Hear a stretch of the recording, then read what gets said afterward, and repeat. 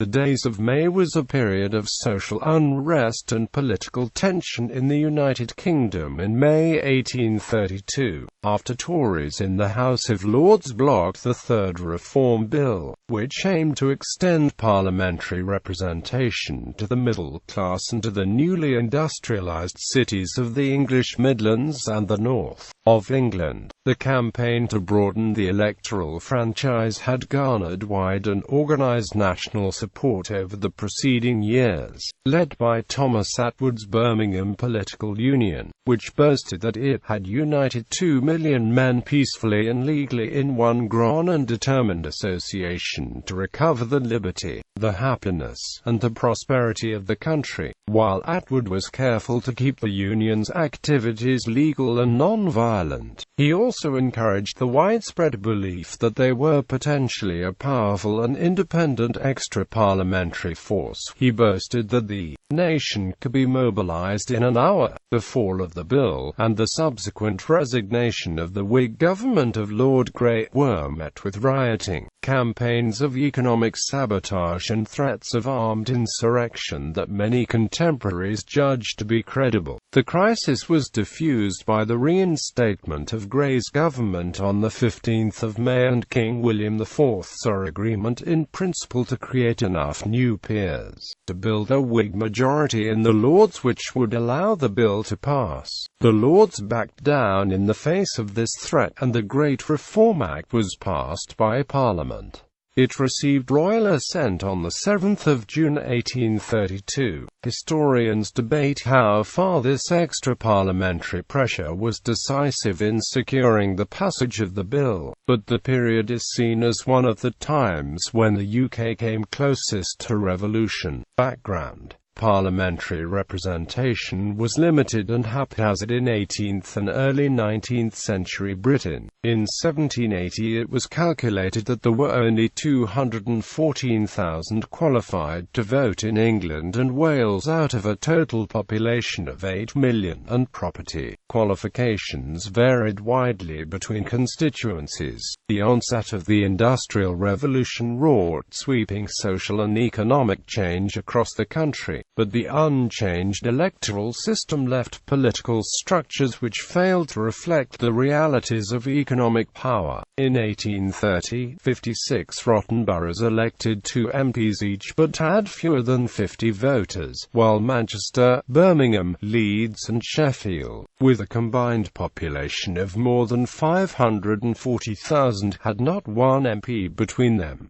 Reform also had a record of inspiring popular discontent. In 1819 a crowd of 15,000 had gathered at Newhall Hill in Birmingham to symbolically elect Charles Wolsey as the town's legislatorial attorney and representative in Westminster. When Manchester followed Birmingham's lead 2 months later, troops opened fire and killed 15. This event became known as the Peterloo Massacre. Lord John Russell tried sporadically and unsuccessfully during the 1820s to abolish specific rotten boroughs and transfer representation to larger towns, but the newly elected Whig government headed by Lord Grey in November 1830 was the first to commit to parliamentary reform. Grey formed a committee to draft reform proposals that would be sufficient to quell public opinion and afford sure ground of resistance to further innovation, but the resulting reform bill received only lukewarm support in Parliament and further elections were held in May 1831.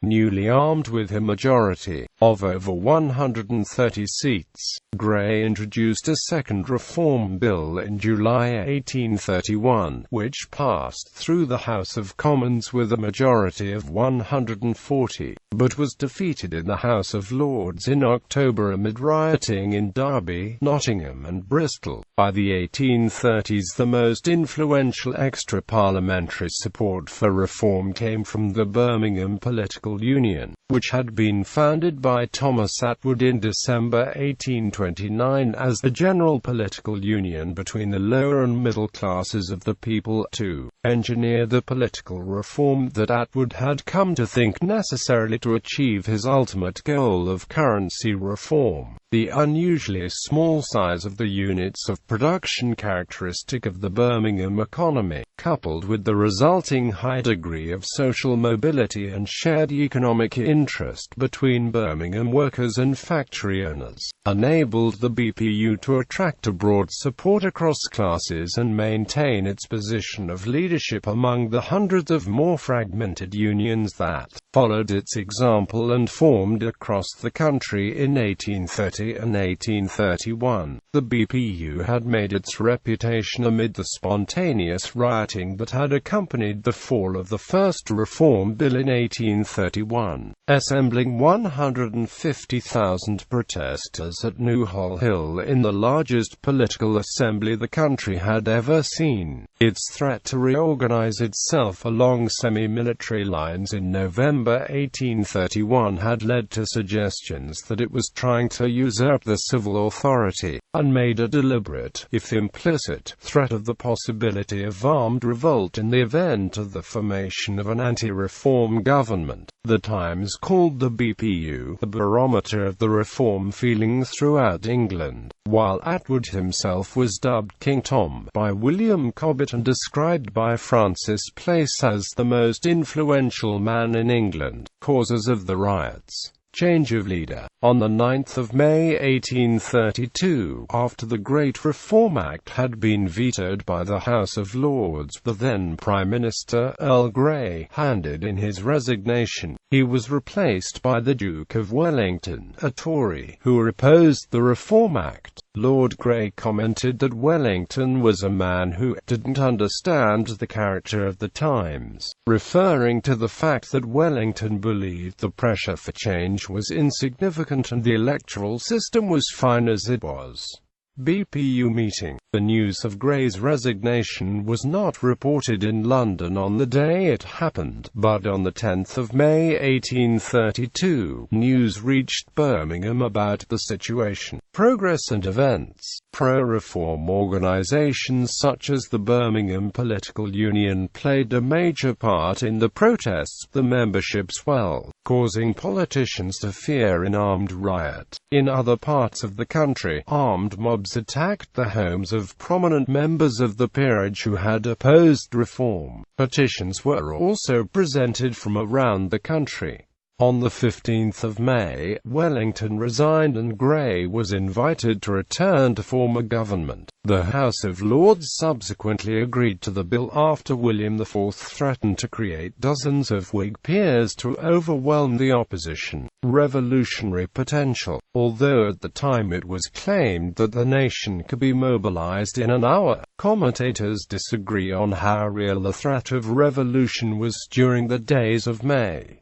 Contemporary observers had little doubt. Edward Littleton, then a Whig MP, commented in his diary that the country was in a state little short of insurrection, while the Anglican clergyman Sidney Smith later described a handshaking, bowel-disturbing passion of fear. As Thomas Creevey observed, this fear was shared by the Queen, whose fixed impression is that an English revolution is rapidly approaching, and that her own fate is to be that of Marie Antoinette. Some more modern historians agree. E.